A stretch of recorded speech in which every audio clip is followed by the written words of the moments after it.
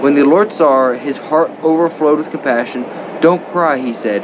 Then he walked over to the coffin and touched it, and the bearer stopped.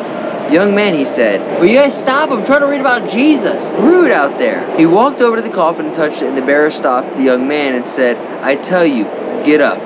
Then the dead boy sat up and began to talk, and Jesus gave him back to his mother. So Jesus brought this dude back from the dead.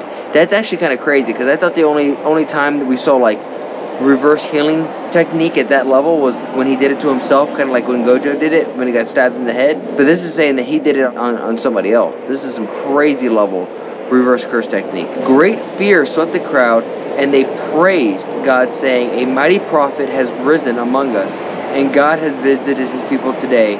And the news about Jesus spread throughout Judea and the surrounding countryside. Now I need to know the back lore on this kid. What happens to him once he raises from the dead and starts living again? What does he have to say about all that? Did he see the great white gates?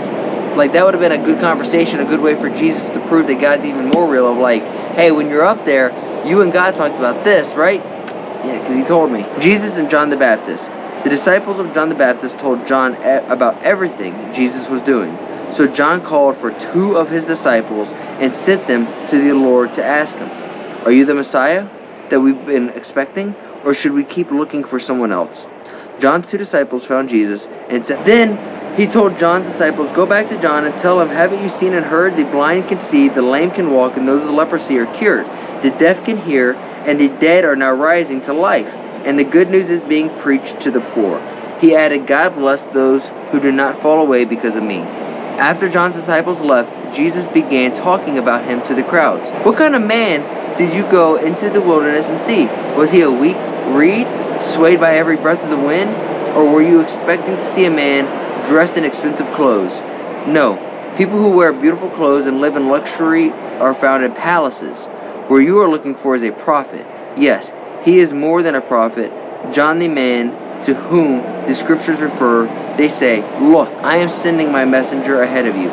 He will prepare you a way before you.' I tell you all, of all who have ever lived, none is greater than John. Yet the least person in the kingdom of God is greater than he is."